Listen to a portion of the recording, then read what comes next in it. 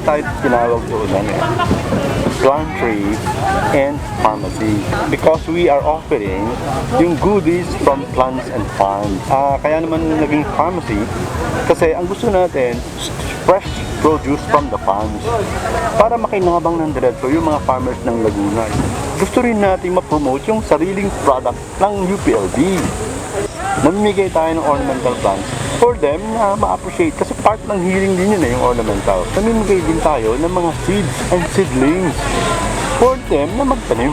Naging showcase itong ating Pantry and Pharmacy, naging showcase ng mga products ng science and technology output ng UPLB. That makes us unique. Magaan sa loob kasi kahit pa paano naisipan pa rin na mag-share. Napakalaking bagay po para sa pamilya ko po ito. Sa tulong nito, mapapag-agdo-nandun po din yung mga pangangailangan. Thankful po kasi mahirap po makalabas ngayon. So at least meron po tayong mga volunteers na si service po para sa mga free na pagkain po para sa empleyado ng UP po.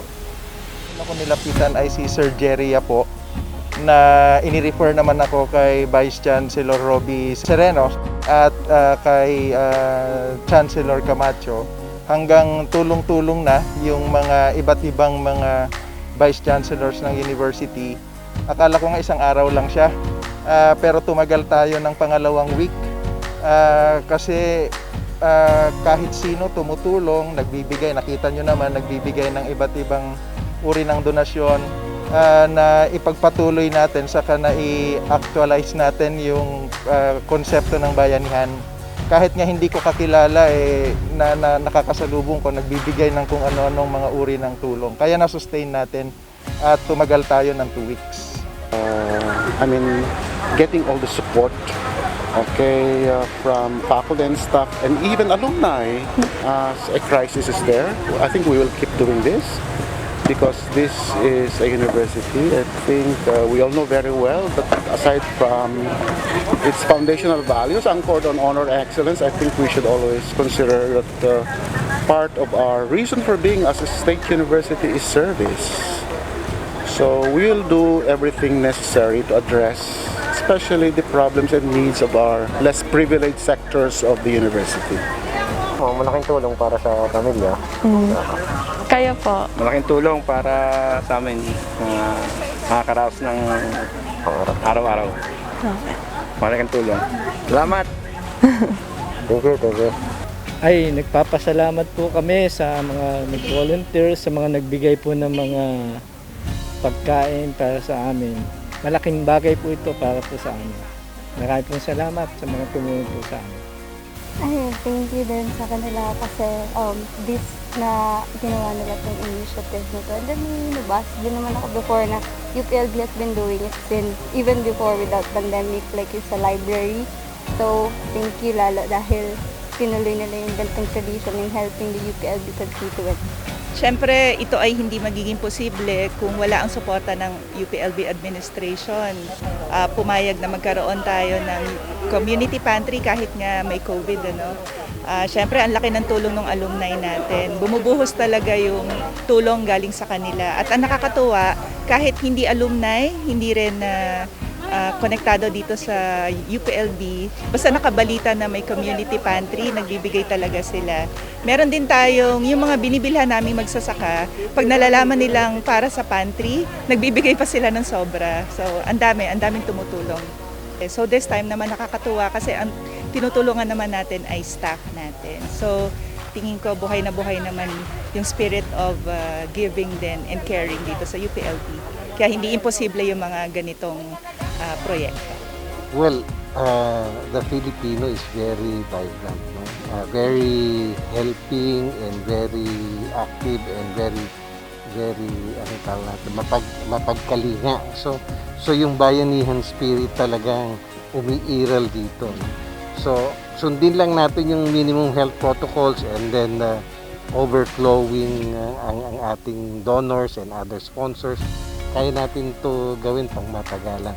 This is just another form of imbis na nagdi-distribution tayo sa bahay-bahay.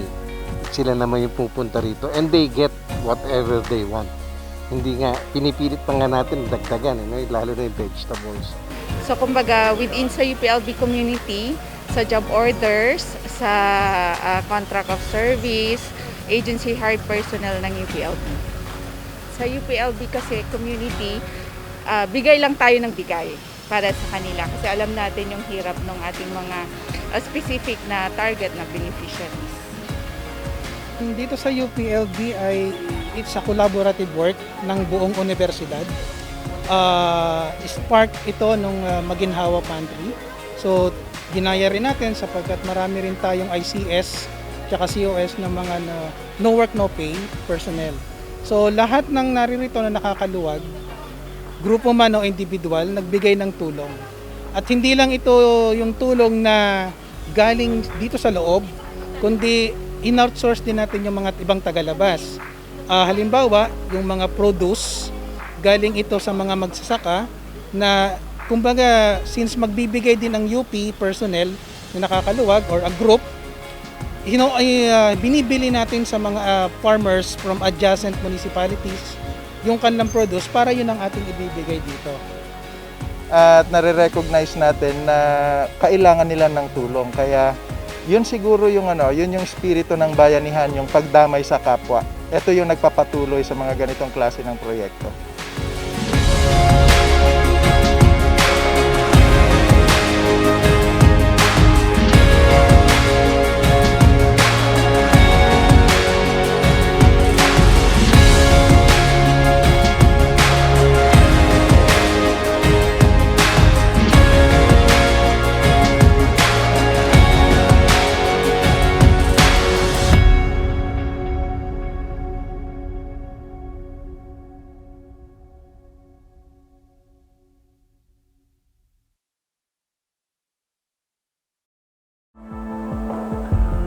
Magandang hapon sa ating lahat. Kumuha ayon sa pangailangan, magbigay batay sa kakayahan. Yan ang naging guiding principle sa pagtatayo ng iba't ibang klase ng community pantry dito sa Pilipinas. Layunin ng isang community pantry na tulungan ang mga marginalized sectors o yung mga kababayan natin na nasa laylayan upang maibsan ang kanilang danas o krisis na dulot ng isang malawakang pandemya tulad ng COVID-19. Dito sa Universidad ng Pilipinas sa Los Baños, nagkaroon tayo ng 2-week community pantry upang tulungan ang mga kawani or yung mga may contractual employment dito sa pamantasan upang maibsan ang kanilang personal or family crisis. Maraming salamat sa iba't ibang donors in cash and in kind na tumulong sa ating 2-week operations ng community pantry. Nagkaroon din tayo ng surplus in cash and in kind at binahagi natin itong mga starter packs, mga gulay sa mga apektadong komunidad o barangay dito sa UP Los Baños. Ngayong hapon, every Saturday this May, we will have a webinar series hoping that you would be able to understand and appreciate better community pantry not only as a phenomenon, as a lived experience that is a manifestation of the Filipino sense of communitarian spirit or bayanihan or damayan, kundi titinan din natin ang community pantry bilang necessary intervention or advocacy to help those who have less in life to have more of service coming from the more privileged sectors of society. Magkakaroon tayo ng isang webinar series na kung saan ang may speakers ay galing sa iba't ibang academic units ng pamantasan. Magkakaroon tayo ng speakers galing sa disiplina ng economics, ng political science, ng psychology, ng sociology, ng history at human development. Sana magkaroon tayo ng mas malalim na pag-unawa dito sa community pantry at sana tuloy-tuloy ang ating pagtangkilik sa webinar series na ito. Magandang hapon sa ating lahat.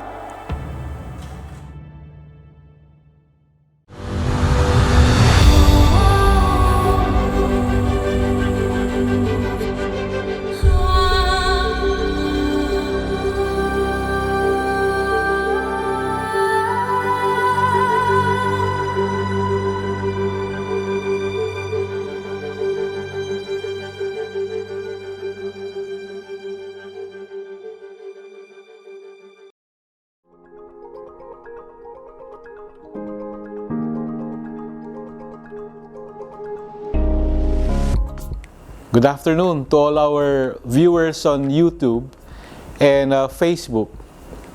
Welcome to Usapang Bayanihan, examining the community pantry movement from multidisciplinary lenses. Since the first community pantry opened last month in Maginhawa Street, Quezon City, more and more of these donation-based food assistance projects have begun to pop up all over the country. Following the maxim of magbigay ayon sa kakayahan, kumuha batay sa pangangailangan, they have become remarkably successful wherever they are open to help those in need during this pandemic. In light of this ongoing phenomena, UPLB as an academic institution believes that it is appropriate for community pantries to be examined not only at face value but also through scholarly perspectives. Throughout this webinar, we will look at the community pantry phenomenon through the different lenses of various academic disciplines, and in doing so, gain a deeper understanding of how such phenomenon emerged, why it has gained so much popularity so fast, and what are its implications for us as a society moving forward. For this first webinar episode, we will be looking through the lenses of economics and political science. First will be Assistant Professor Jefferson Arapoc of the UPLB SEM's Department of Economics with his talk entitled Community Pantry, the Economics Behind Simple Solution to Ease a Massive Problem. Then second will be Assistant Prof. Lara Gianina Reyes of UPLB CAS Department of Social Sciences entitled Cracking the Crisis Narrative, the Political Significance of the Community Pantry. Assistant Professors Luisito Abueg and Miguel Enrico Ayson will serve as the reactors. Thanks to all of you for taking time this weekend to share with us your insights and reflections on the Philippines community pantries. I also thank the hardworking staff of the university who put this webinar series together. To our viewers, I encourage you to engage in this webinar series by commenting and sharing your thoughts and your own experiences related to community pantries.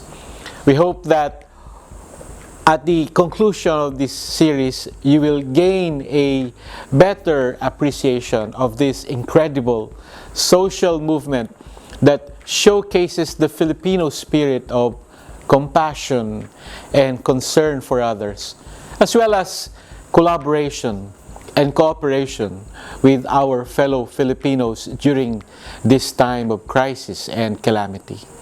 Thank you. Stay safe. Mabuhay tayong lahat.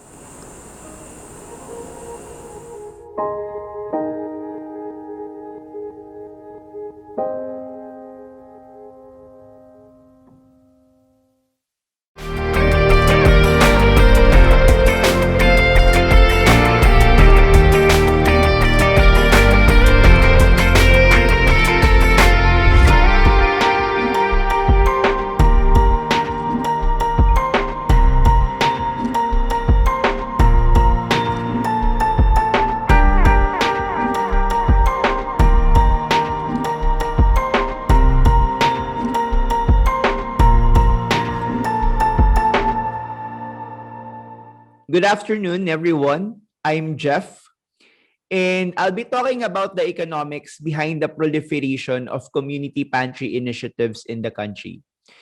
Before we begin, let's do the famous pitik test coined by Dr. Shilito Habito in order for us to put context on the impact of the COVID-19 pandemic in our country. So PITIC stands for presyo, kita, trabaho. So I'll be showing key economic statistics like inflation rate, unemployment rate, and GDP growth rate. And as you can see, due to the health crisis, we recorded new all-time highs and lows. First, we recorded the worst GDP contraction since World War II, standing at negative 9.57%. We also recorded the highest unemployment rate since 2004, where 1 out of 10 Filipinos are considered unemployed. And lastly, our inflation is currently higher than the target set by the Bangko Sentral ng Pilipinas it's now at 4.5% because the target is I think 2 to 4%. This bleak picture of the Philippine economy is not surprising given that other countries have also experienced the same fate. And putting the pandemic in economic perspective, COVID-19 as a health crisis is a classic case of market failure. And in economics, we define market failure as a situation where there is inefficient distribution of goods and services due to several factors. And for example, the presence of information asymmetries, given that we really don't know a lot of information about the virus, right? And this pandemic is actually an uncharted territory to any government institutions around the globe. In fact, governments were forced to implement policy interventions like lockdown, physical distancing protocols without the perfect knowledge about this unprecedented crisis and without knowledge on the actual outcomes that this policy can bring. And another issue is that there is this presence of negative externalities. Given that the virus is contagious, letting people pursue their own interests could make the situation even worse, right? And we've seen examples of this in news reports where a cluster of cases happened just because of one person ignoring the protocol. And lastly, there are also market frictions due to the unnecessary uncertainty that this pandemic has brought. Well, given that this pandemic is a classic case of market failure, it somehow justifies the importance of government intervention. So, if we're gonna ask, or if I'm gonna ask you guys, may ginagawa ba o ginawa ang gobyerno or is the Philippine government doing something about it? Well, the answer is simple. The answer is yes. And I know that you guys know that these policy interventions are all over the news. And one good example is the lockdown. And the Philippines have one of the longest lockdowns in the world. Another policy intervention is the implementation of the Bayanihan Act in order to finance the Social Amelioration Program or SAP, or also known as Ayuda. Even the Bangko Sentral ng Pilipinas implemented monetary policies to address the problem. They actually cut interest rates to influence borrowing behavior of people. They even lend money to the government to finance the so-called pandemic response. Speaking of financing, the government even borrowed money and they are still borrowing money from different multilateral agencies like ADB, World Bank, and even through bilateral agreements with some countries like Japan, and so on and so forth. So now, I'm gonna ask you another question. Is there any interesting results from all these policy interventions? Actually, I don't want to be political about it, so I will let you guys reflect on that. But probably, let's present some stats, okay? Interestingly, if you can remember, the Bayanihan Act was enacted around March 2020. So that was late first quarter last year. And we've heard that Ayuda was already being implemented by June, or I think even May, I think. And it's funny, not really funny, it's interesting because when the Social Weather Station or SWS released the hunger data last September last year, we recorded an all-time high hunger incidence at 30%. It's the highest ever recorded since 2014. And we're not talking about hunger because a lot of people are on a diet or something. We are talking about involuntary hunger. And interestingly, our debt to GDP ratio is back to 2006 level. Actually, if you will look at the recent debt to GDP ratio, it's already at 57 or 58% or around 10.8 trillion pesos. Imagine that. So it's interesting that our debt is rising. People are getting hungry because of the lockdown. You guys are still on a lockdown. But why are our new confirmed cases still rising? In fact, we recorded all-time highs of new confirmed cases in the at the end of the first quarter this year. And that is so frustrating, right? I know rabid supporters of the government will be annoyed by my following statement, but I think most of you will agree with me, especially economists watching this seminar, that this is a case of government failure, right? In economics, government failure is a situation where government intervention creates inefficiency and leads to misallocation of scarce resources. It's a fitting definition, right? And because of this government failure, it's amazing how we've seen community initiatives take the center stage to somehow alleviate the problem. We've seen a lot of donation drives for relief goods, PPEs, distribution of face masks. We've even seen private institutions stepping in by extending financial help to provide testing kits for free.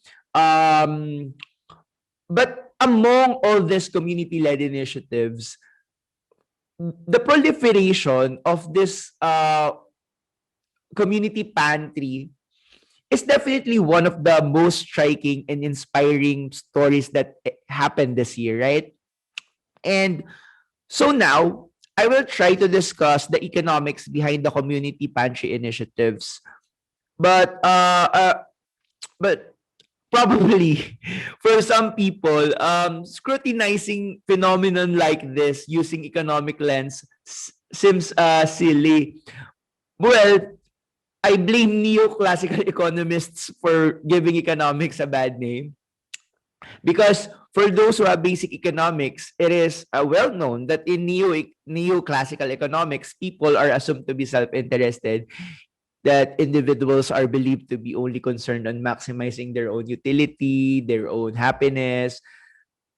Some people are even blaming Adam Smith for this, but that's actually inaccurate because Adam Smith, while he is known for his seminal book, The Wealth of Nations, he actually wrote another book entitled Theory of Moral Sentiments. And this particular book delves into the moralistic, ethical, and philosophical side of human nature. But let's go back to the community pantry discussion. So, if neoclassical economists suggest that people are self-interested, how can economics explain people's decision to make sacrifices to benefit others without expecting something in return? Is it a behavioral anomaly? Well, the answer is no. There is already a growing economic literature on altruism ever since behavioral economics was formally established as a subfield of economics. But I think it can be better explained by the psychology cluster of the Department of Social Sciences. So I'll let them do it for the next episode of this series. But yes, it can be explained by altruism. So, but probably let's go back and talk about the problem of neoclassical economics, particularly on how they view incentives. Because I think neoclassical economics tend to limit the concept of incentives to economic incentives. Well, the truth is, incentives have different flavors. Yes, para siyang ice cream. Yeah, incentives have 3 different flavors and economic incentive is just one of them. But we also have ube, makapuno. No, I'm kidding. We have social incentive or reputation. We have moral incentive or conscience. And these two are the 2 additional flavor of incentives aside from economic incentives. So my point is, these community pantry initiatives are working because of these 2 types of incentives. So moral and social incentives are the reason why people are donating. The same thing is true why people are not becoming too greedy when getting supplies from the community pantry. Remember the lady who took 2 trays of eggs? She was actually vilified in social media for doing that, right? To put it simply, people are nagbibigay ayon sa kakayahan and people are kumukuha ayon sa pangangailangan because of social and moral incentives. So yes, people do respond to incentives. And aside from the community pantry initiatives, aside from the fact that people are responding to incentives, these community pantry initiatives are proliferating because of the following reasons as well. First, this kind of initiative is easy to implement because you only need a table, an open space, some volunteers, and there you go. You have your community pantry. Second, it directly solves a specific problem. And for this case, it's hunger, right? Because I want you to compare this initiative with a government policy intervention on a macro level. For example, the CREATE Bill or the CREATE Law. For non-economists, CREATE Law aims to give fiscal incentive to businesses in the form of tax cuts. So in order for them to survive the pandemic, since these businesses provide jobs to people. So if they will survive the pandemic, then people will have jobs and people won't go hungry. That's the neoclassical way of looking at it. But to be honest, I am actually one of the many economists abhorring the passage of this law. In fact, we released a position paper against this, but that's not the point. Let's not talk about it, even if we don't believe that the goal of this policy will be translating into reality in the middle of the pandemic.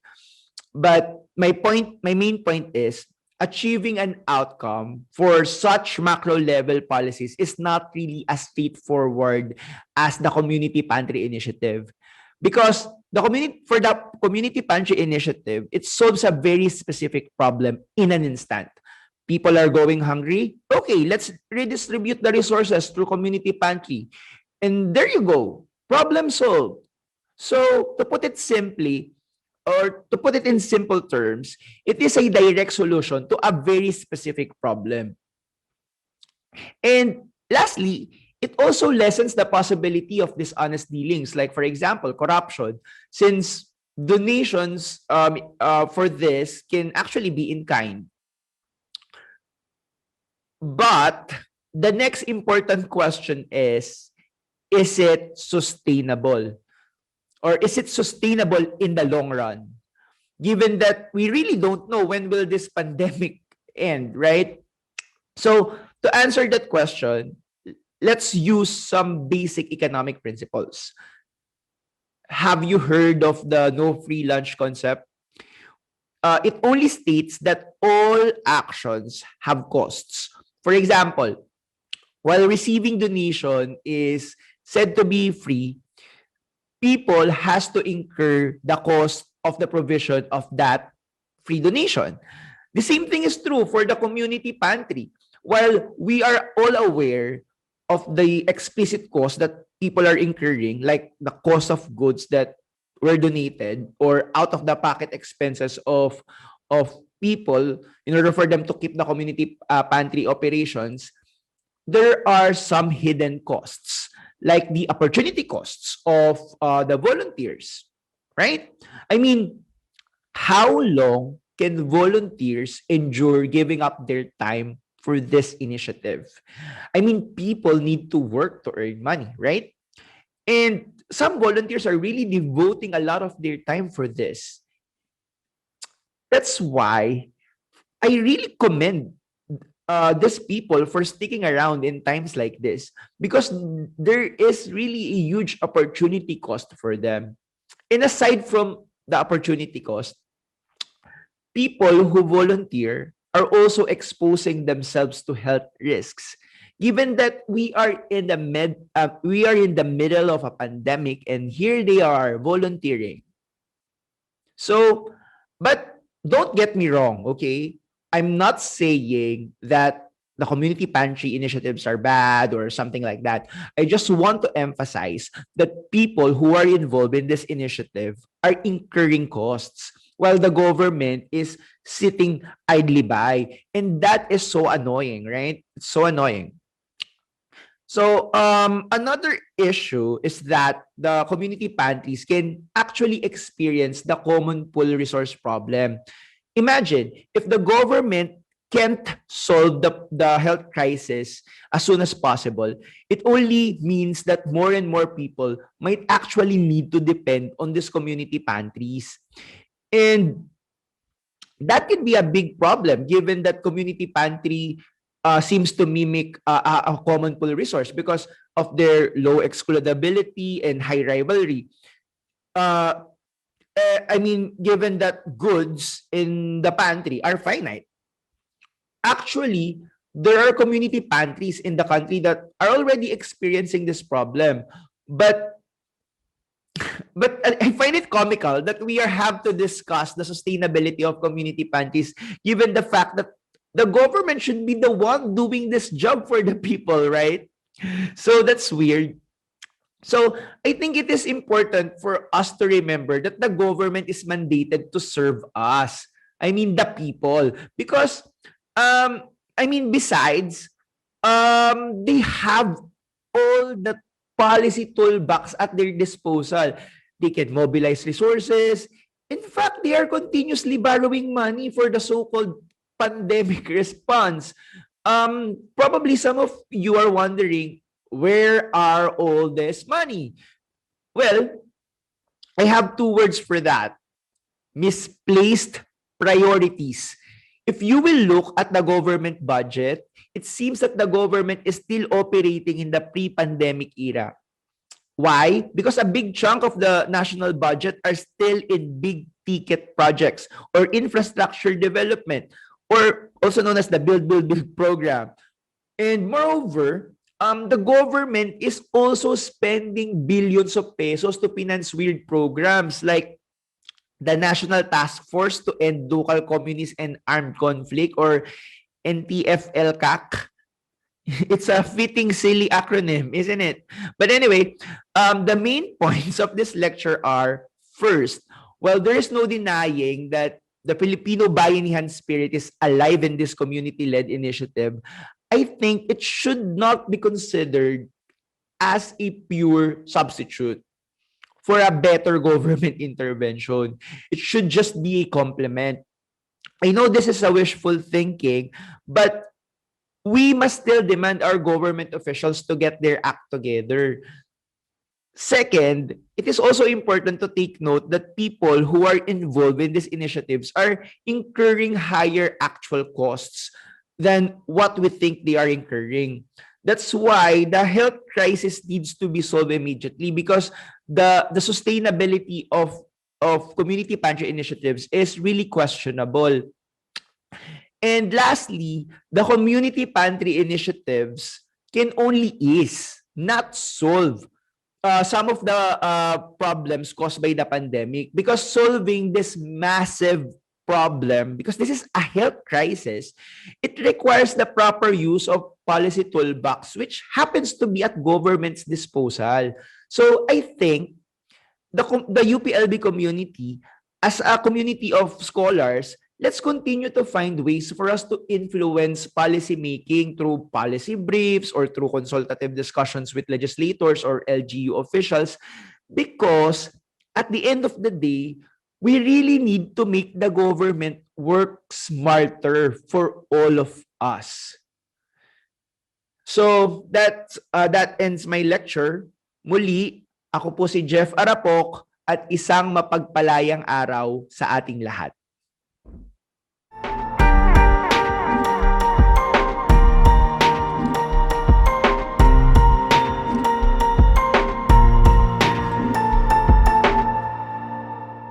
Good afternoon po at isang ligtas na hapon sa ating lahat. Ilalahad ko lamang ang aking magiging reaction doon sa naging presentation ni Professor Jeff Arapoc regarding sa community pantry.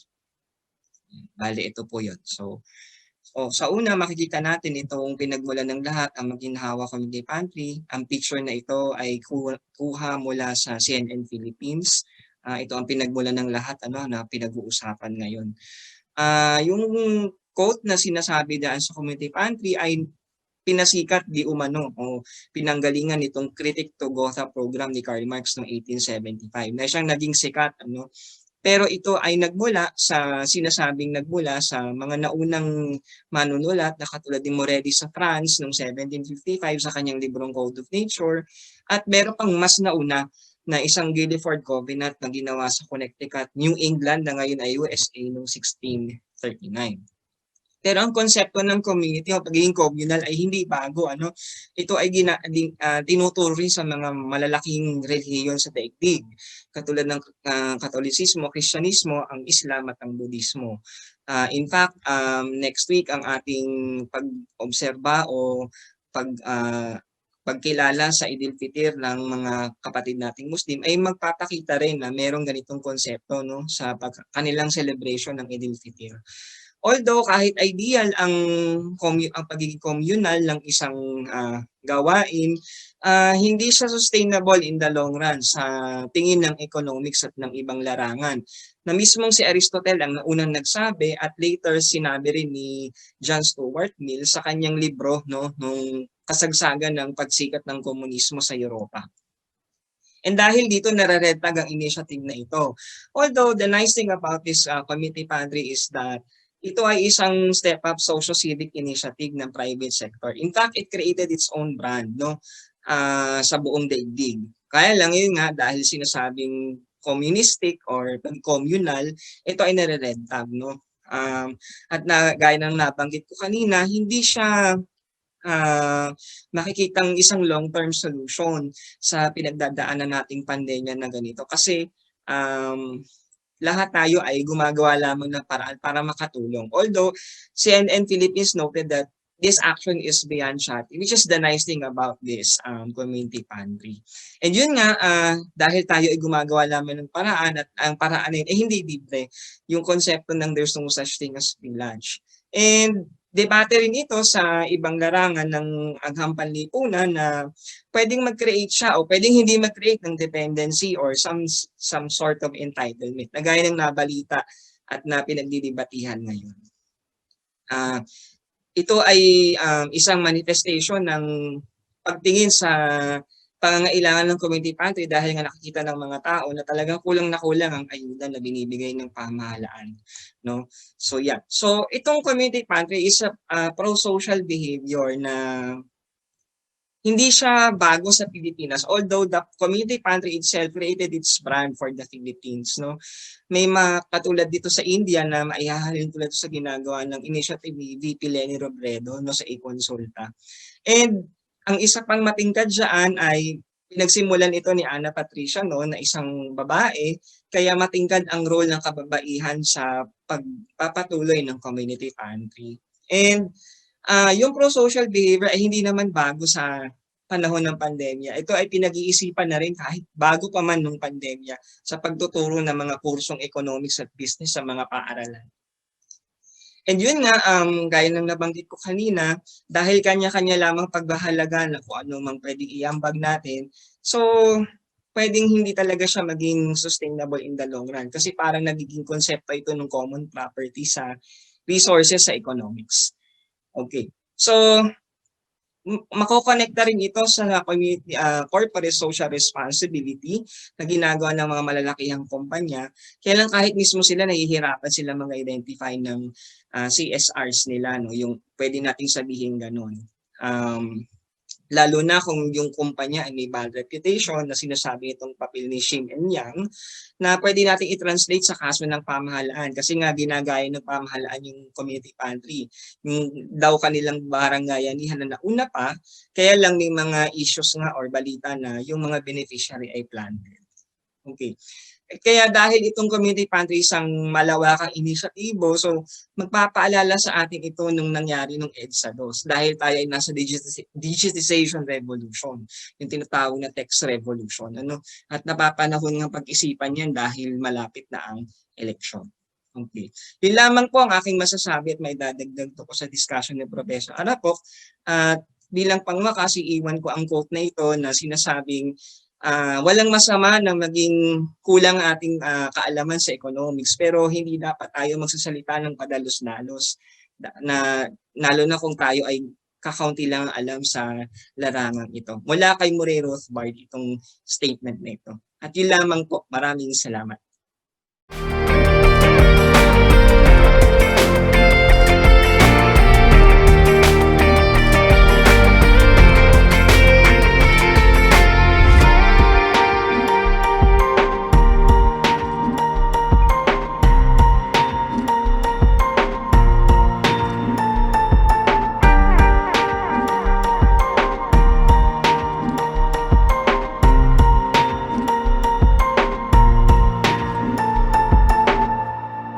Good afternoon, everyone. I'm Lara Reyes from the Department of Social Sciences in UPLB, and today I will be weighing in on the very timely and very relevant topic of the community pantry.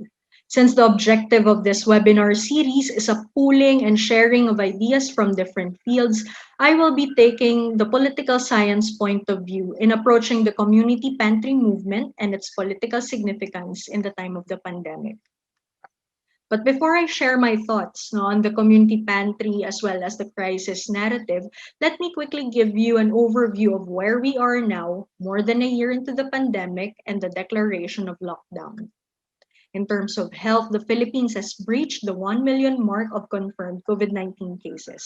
We are still looking at around 8,000 cases for the 7-day running average, about 975,000 recovery cases, and a death toll of around 17,500. In the most affected National Capital Region, ICU capacity is above 70% occupied, while bed occupancy rates report 57% of isolation beds and 64% of ward beds are also occupied. The Philippine economy, which has immensely suffered due to the declared lockdowns, reflected the worst GDP annual contraction equivalent to 9.5%. And this is said to be the worst since the start of the National Economic Data Collection in 1947.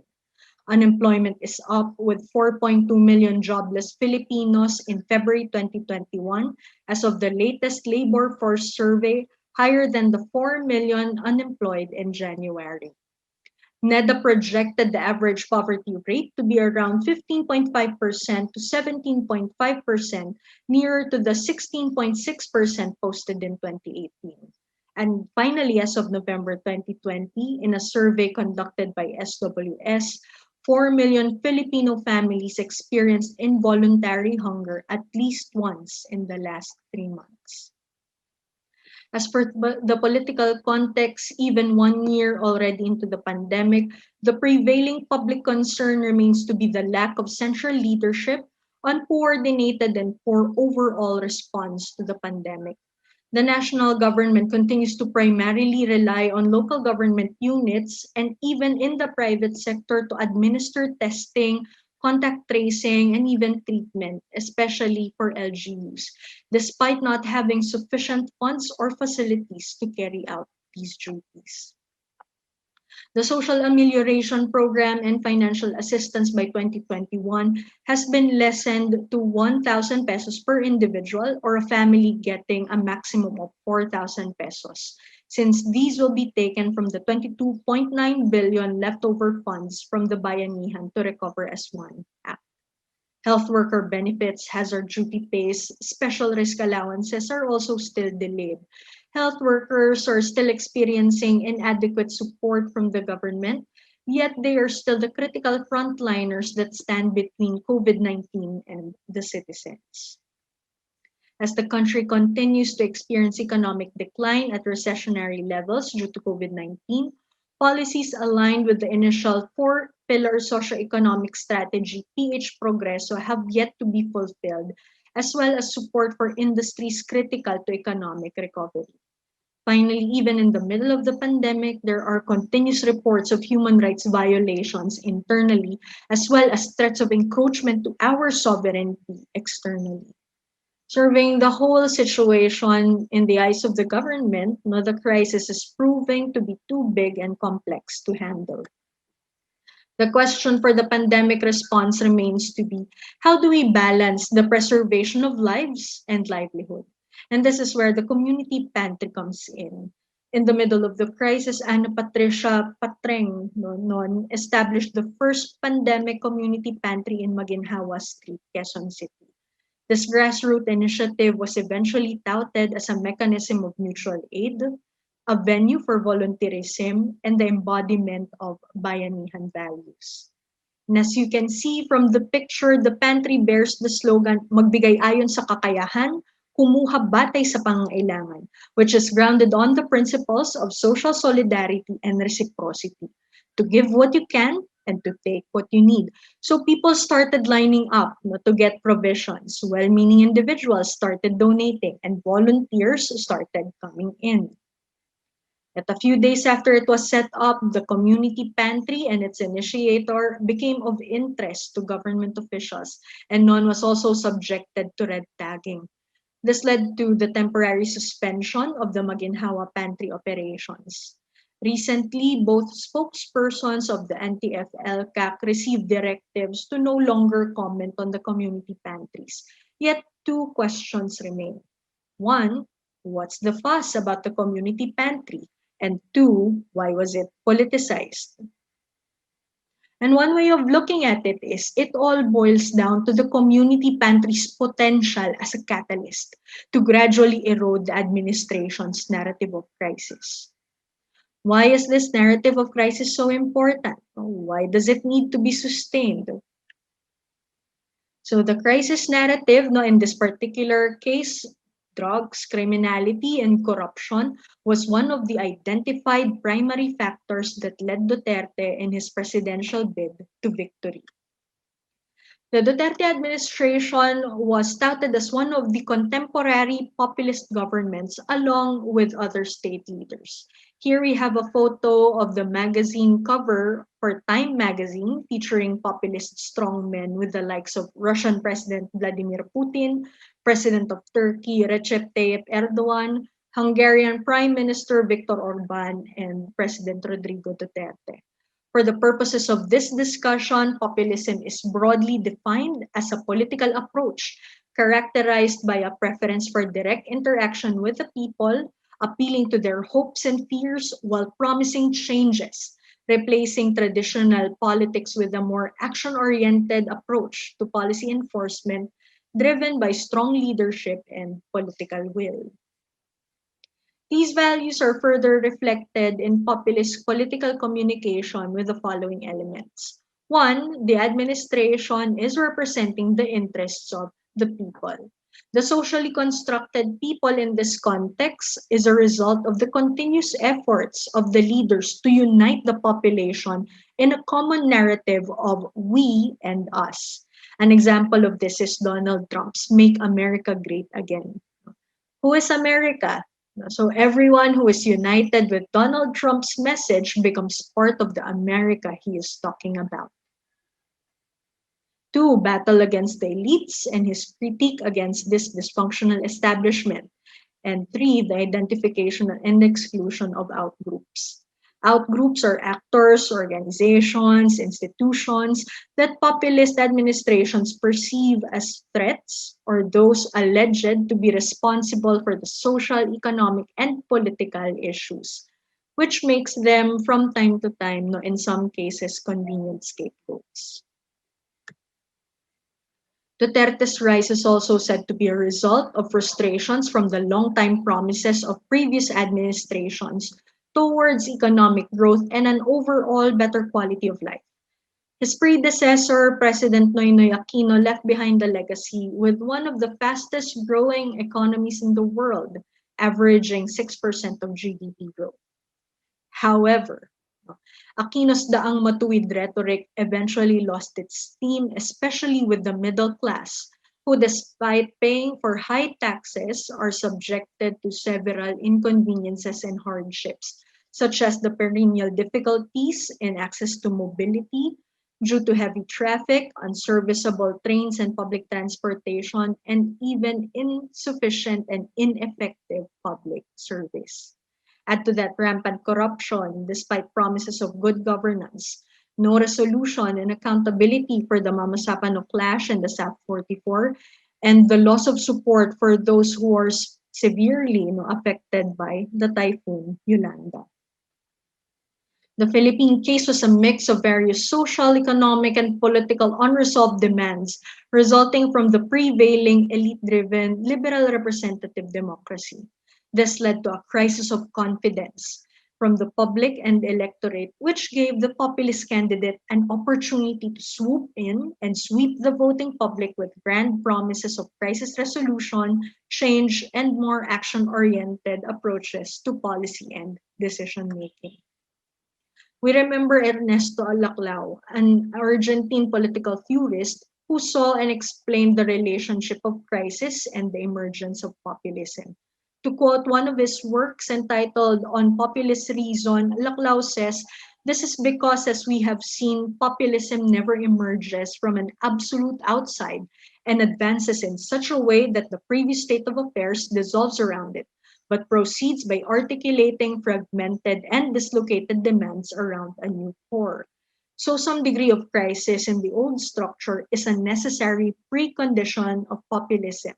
For as we have seen, popular identities require equivalential chains of unfulfilled demands.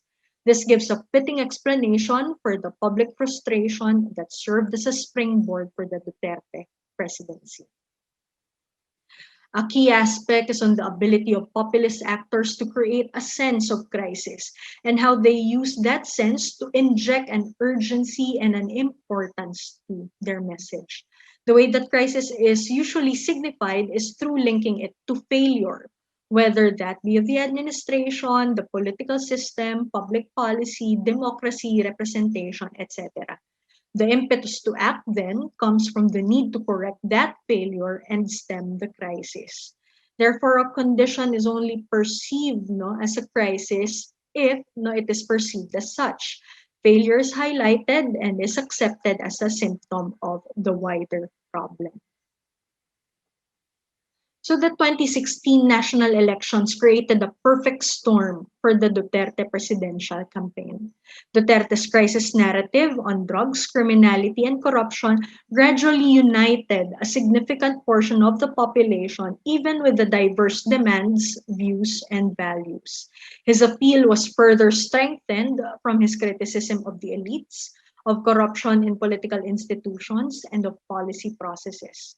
He solidified his position, especially after taking office, by identifying outgroups, be it drug users and addicts or pushers, oligarchs, critics, etc., which became a target by state forces and his own supporters. So let us look at how the administration handles and frames the crisis after taking office, and true to its populist approach, uses it as an instrument of sustaining legitimacy.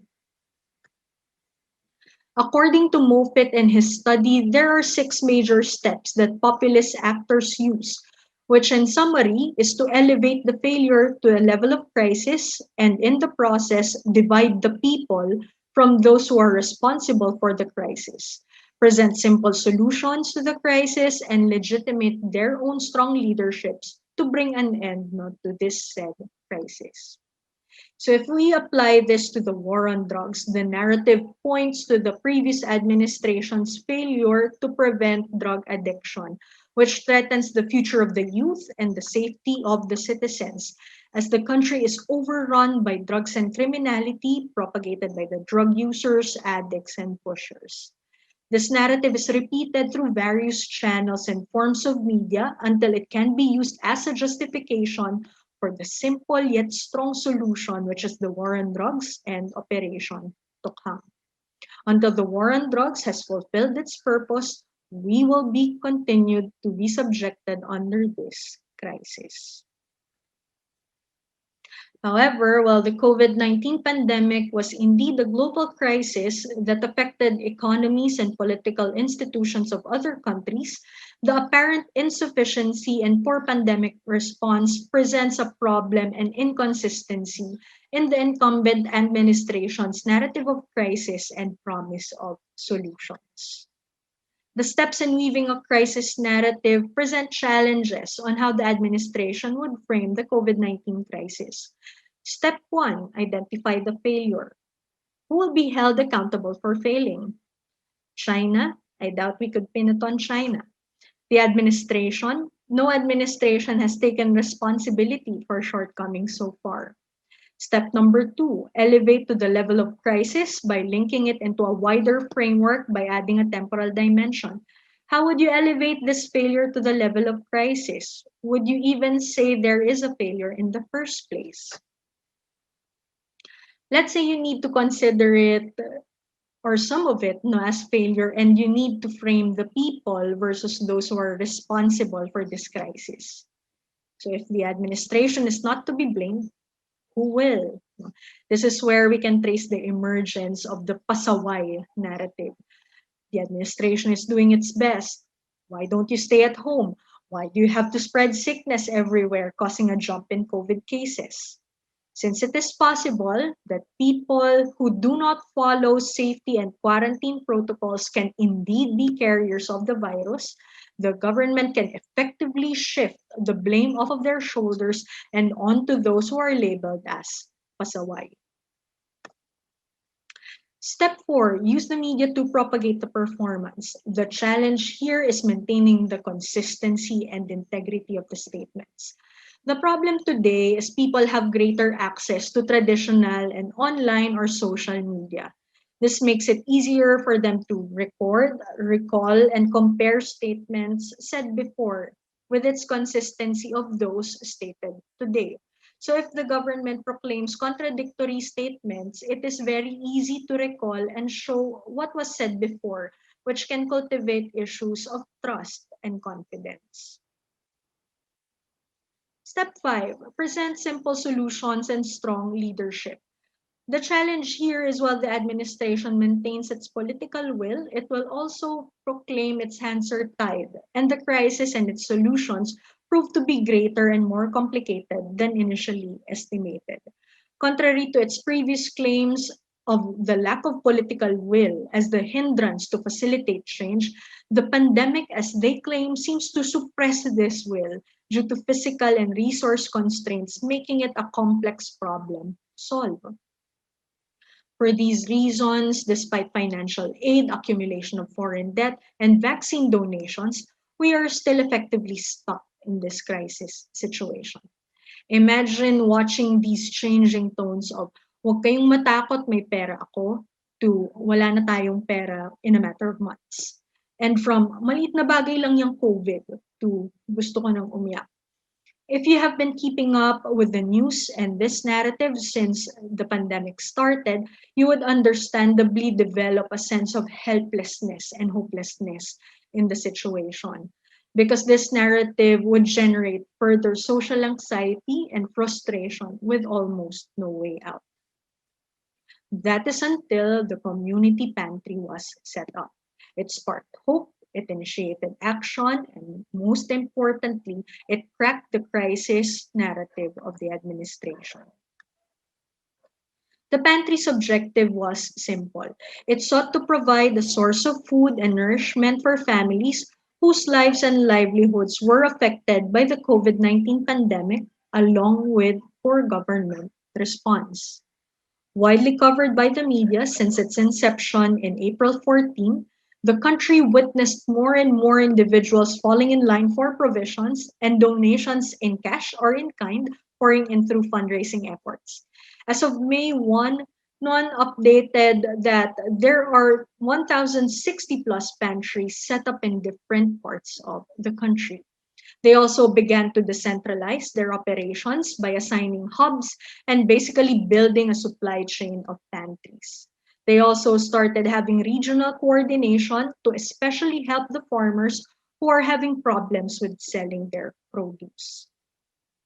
It represented public sentiment of frustrations from government inaction and highlighted sentiments of poor pandemic response as well as calls for accountability. As a small-scale yet effective and replicable model, it disproved and surpassed the government's claims of resource constraint to effectively manage the crisis. It has also become a reliable source of food and nourishment compared to the 5,000 to 8,000 financial aid gradually disbursed to its targeted 17 million below-income households in the previous year, and the current 1,000 peso per head supplemental financial aid. So the community pantry movement is proof that solutions, reforms, and distribution of resources can be made without resorting to drastic measures. And whether intended or not, the community pantry movement issues a challenge to the administration to take action and deliver urgently needed effective solutions in order to mitigate the adverse effects and eventually end the crisis. Because while the community pantry has become a symbol for mutual aid and bayanihan, the longer it stays up and relevant, the more it will chip away at the government's crisis narrative and eventually erode the administration's legitimacy and stability. So now that we have explored the crisis narrative, which for a long time has been a crucial crutch supporting the administration, as well as the community pantry, which created a crack in this crisis narrative, let's wrap up the discussion of what the government can do instead. As the administration's appeal is also hinged on delivering changes and reforms to the people, the following solutions are urgently needed to counter the pandemic. It is important to think of the solution as a non-zero sum game. This means you can have win-win solutions involving the factors of health, economic, and even politics, because in reality, they are really interconnected. In terms of public health and medical solutions, we must continue to look for ways to effectively implement testing, contact tracing, and proper treatment, especially with the emergence of various strains. Let us also not forget about our health workers and other frontliners. This may be their job and their calling, but they deserve benefits, proper compensation, and rehabilitation as well. With 1 year into the pandemic, we have already tried various policies and protocols which should help in designing more effective quarantine health and safety policies. And finally, let's ensure safe and quality vaccine procured through proper channels and processes. As for the economic policies, the government has designed a 4-pillar socio-economic strategy against COVID-19, which includes support for low-income households and vulnerable groups, expanded medical resources, monetary policies, and an economic recovery program. it would be of great help not to follow through and concretize this strategy through corresponding policies that would lead us to recovery. This would also cover equitable and sustainable social protection and amelioration programs, as well as aiding sectors in need to solve access and mobility issues such as the transportation sector. And finally, there is an urgent need to have a political collaborative framework. The government needs to implement a genuine whole of society approach to the pandemic in collaboration with different sectors, such as the private sector, civil society organizations, no, etc. Instead of excluding and isolating other individuals and organizations, solutions would be created faster with a greater number of collaborators. The government should also increase transparency and accountability in government action. So taking responsibility is also the first step in gaining the genuine trust of the people that they claim to represent. And protect other national interests, especially our sovereignty, even in the middle of the pandemic. So even if we talked about the political significance of the community pantry and the pandemic crisis narrative that it was able to crack, in the end, as cliche as it seems, the way out of this pandemic involves widespread collaboration among political and non-political actors. Because if there is one thing that the community pantry has taught us, it is about unity and solidarity in the face of the crisis.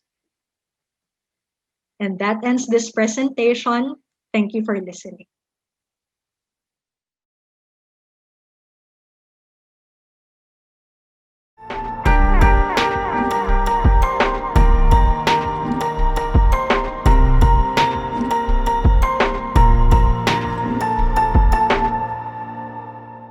Good afternoon, listeners. I am Miguel Enrico Ayson from the Department of Social Sciences, and it's been a pleasure to be invited to become the reactor to Prof. Reyes' informative lecture in this Usapang Bayanihan webinar series. So I would like to begin my reaction to Prof. Reyes' talk by commending how she structured her presentation in discussing the political significance of the COVID-19 pandemic by mainly evoking the campaign narrative and the controversial brand of leadership that President Duterte has embraced. Because I believe that it gives us an important framework or lens in order to have a better evaluation or appraisal of the Philippine government's response to the COVID-19 pandemic. As Prof. Reyes stressed in her discussion, the appeal of populist strongmen like President Duterte is mainly derived from their aggressive rhetoric used to justify swift and simplistic solutions to complex problems. For example, during the president's campaign trail, he effectively tapped on the disillusionment of the people by overstating or, for some, exaggerating the magnitude of the country's drug and criminality problem. And this crisis narrative justifies extreme and punitive policies that are mainly communicated to the public using simplistic soundbite slogans and pledges.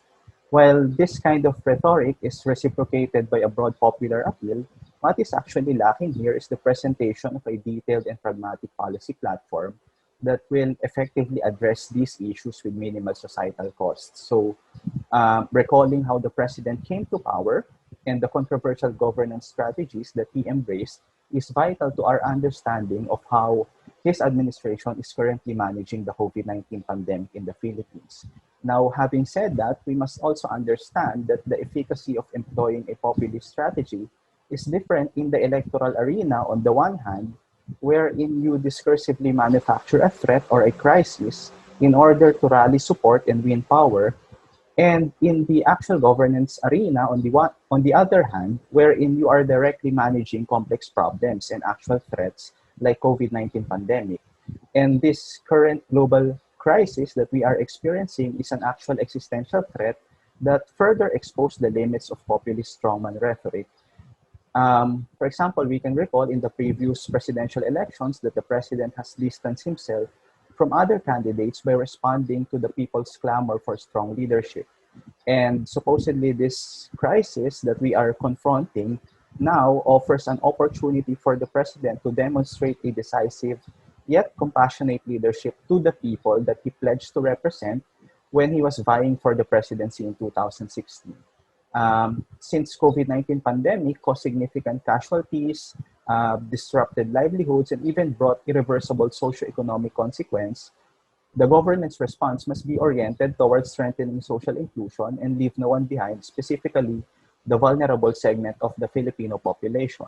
However, what we are currently witnessing now is the contrary from the time when the pandemic began to unfold until today, that we are recently experiencing a resurgence of COVID-19 cases. For example, we can remember early last year that our leaders hesitated to impose a travel ban on China for fear of singling out our powerful neighbor despite the strong public clamor for travel restrictions. We also seen that politicians are having privileged access to the then scarce testing kits and violating quarantine protocols, while millions of Filipinos were only confined to their homes. We are also helplessly witnessing the loss of jobs, livelihood, and loved ones, and demand accountability from our leaders, but to no avail. Intermittent subsidies were also given to low-income families. However, these are insufficient considering that the Philippines has implemented arguably the longest community quarantine in the world. Even at present, the government's immunization campaign was marred with the issue of delay and privileged access among top public officials at the expense of our healthcare workers and indigent population. So overall, the Philippines is lagging behind other countries in securing vaccine, yet no one was ever held accountable. Overall, these events manifest the exclusionary character of the Philippine government's pandemic response and demonstrates a leadership that is not really sympathetic to the needs of the people.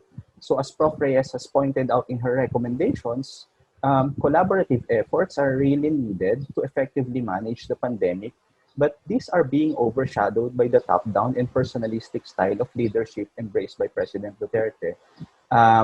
Rather, the prevailing narrative propagated by the national government is that constructive criticisms and alternative policy suggestions are suppressed and even framed as treasonous, while ordinary Filipinos are usually scapegoated as rule breakers.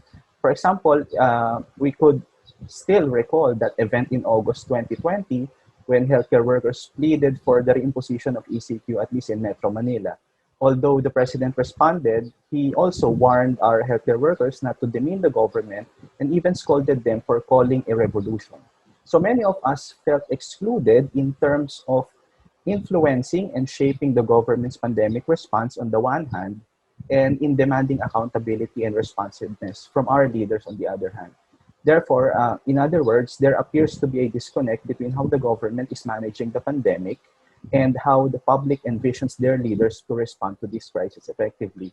And as Professor Reyes has pointed out, this condition created a fertile ground for the community pantries to flourish. And I would also like to add that beyond that, beyond the spirit of collectivism and reciprocity, what is also admirable here is that Filipinos' determination to protect the image and narrative of this phenomenon from being hijacked by the powers that be and infiltrated with the self-serving interest of our politicians.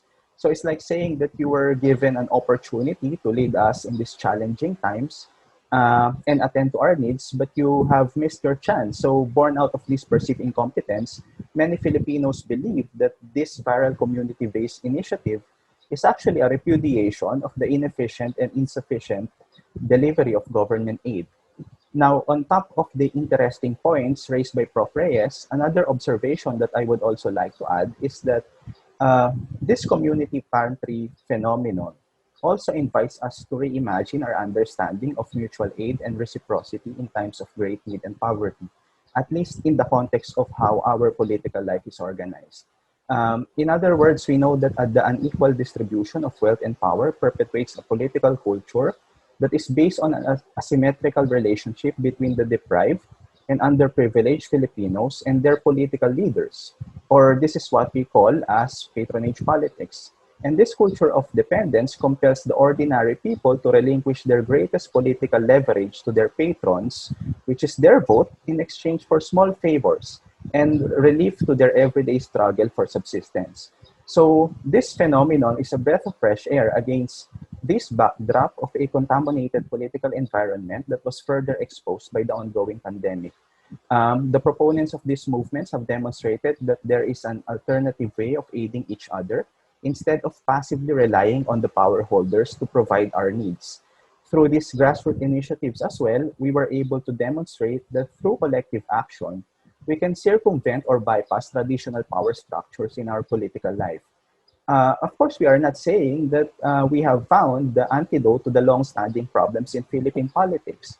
However, despite the public attention and the media coverage it garnered, we do not also know whether community pantries will be sustained in the long run. But the fact that the message of this initiative resonated with the public and it was quickly replicated in different parts of the country is something that must be commended and applauded. In desperate times such as this, the COVID-19 pandemic, especially when we perceive that our political leaders failed to meet our expectations, we turn to collective actions that is free from the likelihood of being indebted to our politicians and independent of any partisan and political loyalties. So overall, we hope that politicians and the people alike could draw important insights or realizations from this vital initiative, considering that the next general elections are just around the corner. Thank you again for listening, and it's been a pleasure to be invited as a reactor to Professor Reyes' interesting talk. Good afternoon, everyone.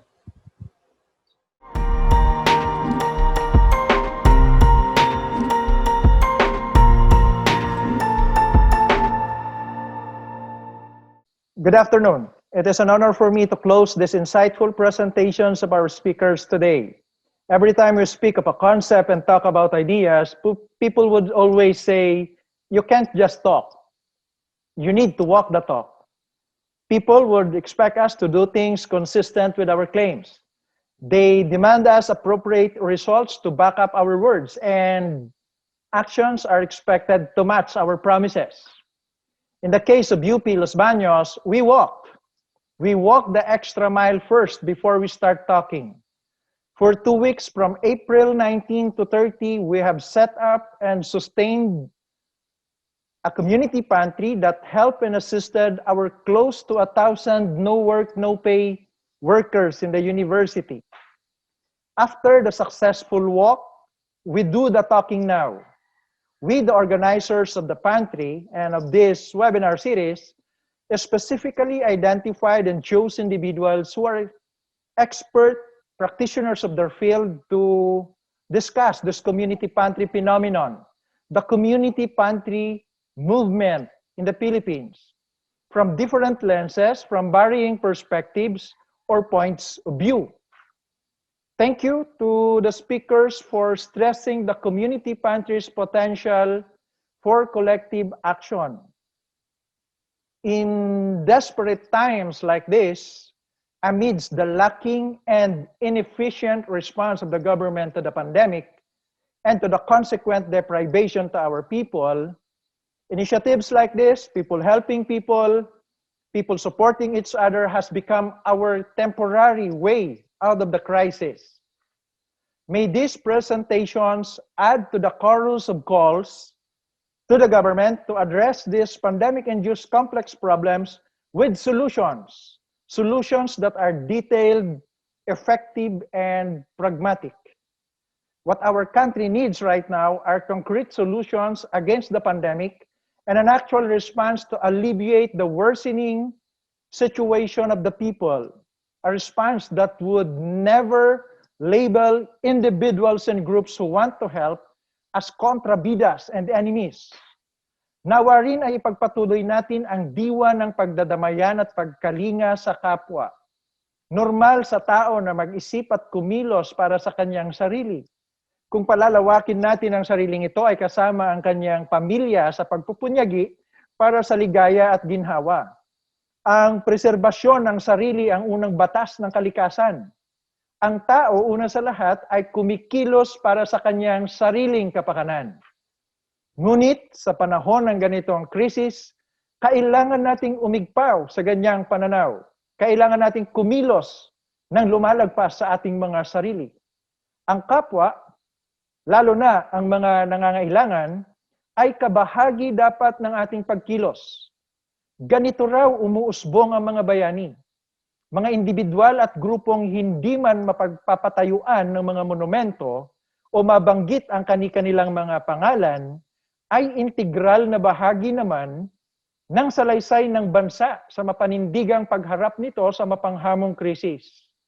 Huwag po tayong mananawa sana sa pagtulong at paglilingkod sa kapwa at bayan. Thank you, and I hope that everyone remains safe and healthy. Mabuhay ang diwa ng pagdadamayan at bayanihang Filipino.